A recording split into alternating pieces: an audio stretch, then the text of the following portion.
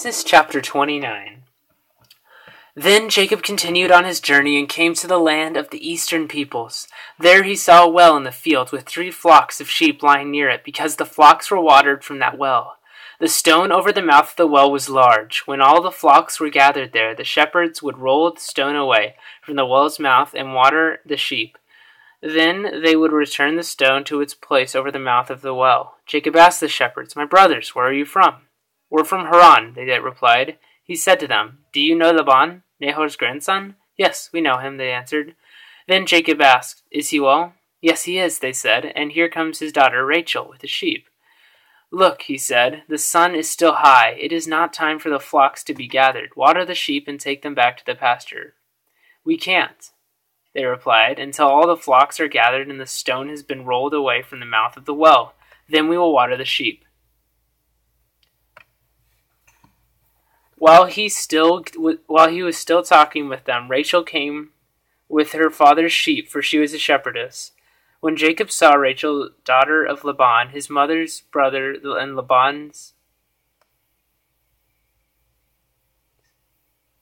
When Jacob saw Rachel, daughter of Laban, his mother's brother, and Laban's sheep, he went over and rolled the stone away from the mouth of the well and watered his uncle's sheep. Then Jacob kissed Rachel and began to weep aloud. He had told Rachel that he was the relative of her father and the son of Rebekah, so she ran and told her father. As soon as Laban heard the news about Jacob, his sister's son, he hurried to meet him. He embraced him and kissed him, and brought him to his home. And there Jacob told him all these things. Then Laban said to him, "You are my own flesh and blood." After Jacob had stayed with him for a whole month, Laban said to him, "Just because you are a relative of mine, should you work for me for nothing? Tell me what your wages should be." Now Laban had 2 daughters. The name of the older was Leah, and the name of the younger was Rachel. Leah had weak eyes, but Rachel was lovely in form and beautiful. Jacob was in love with Rachel and said, "I'll work for you 7 years in return for your younger daughter, Rachel." Laban said, "It's better that I give her to you than to some other man. Stay here with me." So Jacob served 7 years to get Rachel, but they seemed like only a few days to him because of his love for her. Then Jacob said to Laban, "Give me my wife. My time is completed and I want to lie with her." So Laban brought together all the people of the place and gave a feast. But when evening came, he took his daughter Leah and gave her to Jacob, and Jacob lay with her. And Laban gave his servant girl Zilpah to his daughter as her maidservant. Then morning came. There was Leah.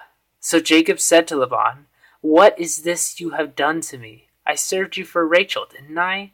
Why have you deceived me?" Laban replied, "It is not our custom to give the younger daughter in marriage before the older one. Finish this daughter's bridal week, then we will give you the younger one also in return for another 7 years of work." And Jacob did so. He finished the week with Leah, and then Laban gave him his daughter to be his wife. And then Laban gave him his daughter Rachel to be his wife. Laban gave his servant girl Bilhah to his daughter Rachel as her maidservant. Jacob lay with Rachel also, and he loved Rachel more than Leah, and he worked for Laban another 7 years. Jacob's children. When the Lord saw that Leah was not loved, he opened her womb, but Rachel was barren. Leah became pregnant and gave birth to a son. She named him Reuben, for she said, "It is because the Lord has seen my misery. Surely my husband will love me now." She conceived again, and when she gave birth to a son, she said, "Because the Lord heard that I am not loved, he gave me this one too." So she named him Simeon. Again she conceived, and when she gave birth to a son, she said, "Now at last my husband will become attached to me, because I have borne him 3 sons."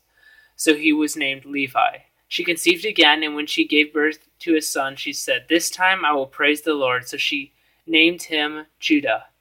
Then she stopped having children. End of Genesis chapter 29.